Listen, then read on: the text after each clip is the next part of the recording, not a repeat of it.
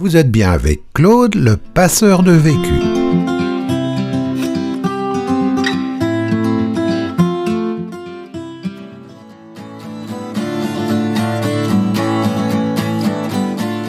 Créer, animer, gérer une librairie indépendante, c'est le vécu de Gwenaëlle Bell, gérante durant 7 ans, à Marcq-en-Barœul.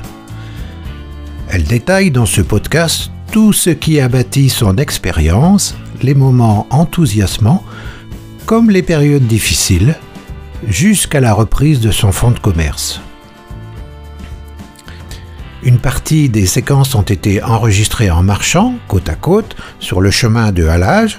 On y gagne en spontanéité, mais aussi avec l'accompagnement de canards, oiseaux ou l'avion d'acrobatie au loin. Épisode 1. La naissance du projet. Je mettrai le point de départ en 2014. Ça fait un bail. Ça coïncide avec la naissance de mon deuxième enfant, qui est né en 2013. Et en 2014, j'étais censée reprendre le travail dans une entreprise de conseil qui ne me plaisait pas tellement. Et ça m'a fait me poser plein de questions. Alors, à ce moment-là, j'ai quand même repris le travail pendant quelques semaines. Et puis ça ne s'est pas bien passé. Et donc j'ai décidé de faire un bilan de compétences. Un bilan de compétences avec une dame, Frédéric Petit, qui était assez incroyable, qui avait créé sa propre activité. J'aimais beaucoup le nom de l'activité qu'elle avait choisie, c'était Un petit pas pour. Et ça m'a inspirée, donc j'ai choisi de travailler avec elle, parce que je voulais sortir des sentiers battus par rapport à mon expérience précédente et m'ouvrir toutes les possibilités. Donc elle m'a beaucoup poussée à être créative, à regarder dans tous les domaines ce qui pouvait m'intéresser, au-delà de mon expérience précédente dans le conseil. Et j'ai eu envie de créer un lieu.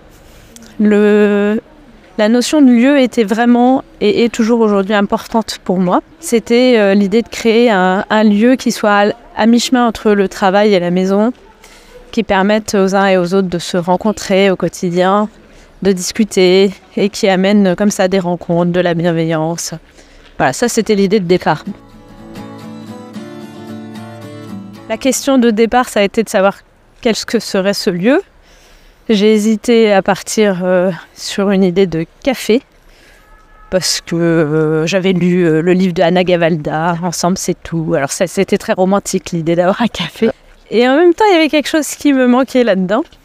Nicolas a dû me dire aussi, méfie-toi, c'est beaucoup de travail, c'est vrai que c'est un métier difficile. J'ai réfléchi encore et je me suis dit, pourquoi je ne ferais pas une librairie ? Alors à ce moment-là, j'ai appelé l'Institut national de formation des libraires à Montreuil, qui est maintenant l'école de la librairie. Et j'ai expliqué mon projet à une personne qui m'a accueilli au téléphone, très sympathique. Elle m'a demandé ma formation initiale, mon expérience. Et elle m'a dit, écoutez, vous aimez les livres, vous aimez les gens, vous avez une formation en gestion, vous êtes déjà dans un domaine un peu connexe de l'économie sociale et solidaire. Vous avez tout pour réussir ce projet.